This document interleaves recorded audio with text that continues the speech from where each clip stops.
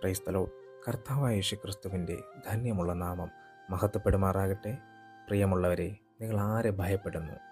കേവലം മൂക്കിൽ ശ്വാസമെടുക്കാൻ പറ്റാതെ ആയിപ്പോയാൽ വടി പോലെ കിടക്കുന്ന മനുഷ്യരെയാണോ നിങ്ങൾ ഭയപ്പെടുന്നത്? അതോ ഈ ലോകത്തെ മുഴുവൻ സൃഷ്ടിച്ച നിന്റെ സൃഷ്ടാവിനെയാണോ നീ ഭയപ്പെടുന്നത്?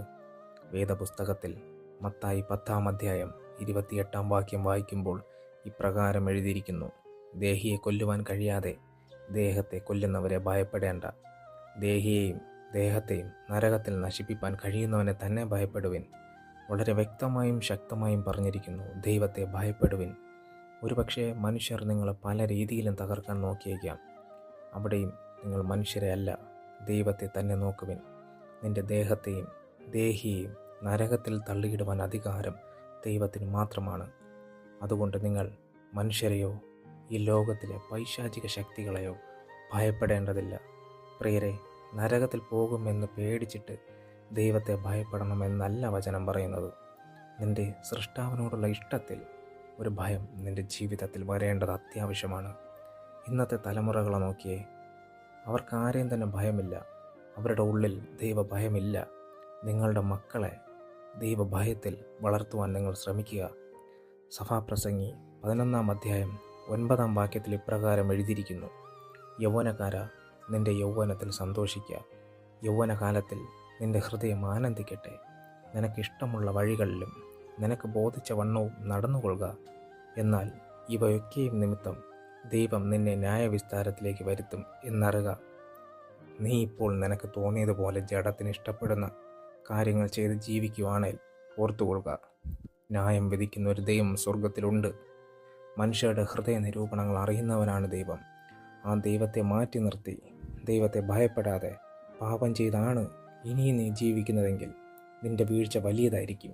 മറിച്ച് ദൈവസന്നിധിയിൽ മടങ്ങി വരാൻ തയ്യാറായാൽ നിന്നെ ഒരു പുതിയ സൃഷ്ടിയാക്കി മാറ്റുവാൻ ദൈവത്തിന് സാധ്യമാണ്. വചനത്തിൽ പഴയ നിയമം വായിക്കുമ്പോൾ ദാനിയേൽ 3-ാം അധ്യായത്തിൽ നെബൂഖദ്നേസർ രാജാവ് പൊന്നുകൊണ്ടൊരു ബിംബം ഉണ്ടാക്കി. രാജാവ് ഉണ്ടാക്കിയ ബിംബത്തെ എല്ലാവരും നമസ്കരിച്ചു. നമസ്കരിക്കാത്തവരെ എരിയുന്ന തീച്ചൂളയിൽ ഇടുമെന്ന് കൽപ്പിച്ചു.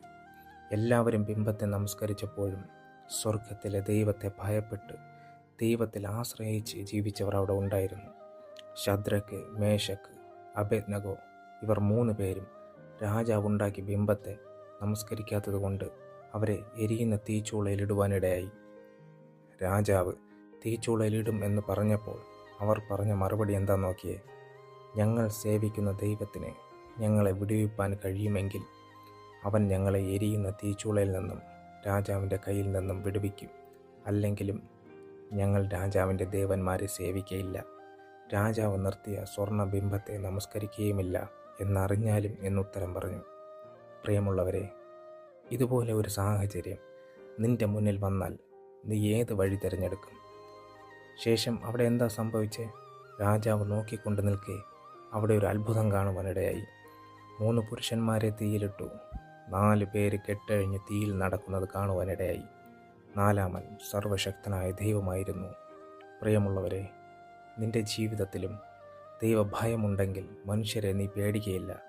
നീ ദൈവത്തെ എല്ലാറ്റിനേക്കാളും അധികമായി സ്നേഹിച്ച് ദൈവഭയത്തിൽ ജീവിക്കാൻ തുടങ്ങുമ്പോൾ നിന്റെ ജീവിതത്തിലും അത്ഭുതങ്ങൾ നടക്കും. പലപ്പോഴും പല പാപങ്ങളും ഒരു പേടിയുമില്ലാതെ ചെയ്യുന്നത് ദൈവത്തെ ഭയമില്ലാത്തത് കൊണ്ട് തന്നെയാണ്. നിങ്ങളുടെ ജഡത്തിന് ഇഷ്ടപ്പെട്ട ഒരു കാര്യം മുന്നിൽ കാണുമ്പോൾ എന്താ ചെയ്യുന്നത്? അവിടെ അതിൻ്റെ മേൽ ജയമെടുക്കാൻ നിനക്ക് പറ്റുന്നുണ്ടോ? അതോ യേശുവേ, ഞാൻ ഈ പാപം ചെയ്തിട്ട് വരാം, അങ്ങ് അല്പം മാറി നിൽക്ക് എന്ന് പറയുന്ന കൂട്ടത്തിലുള്ളവരാണോ?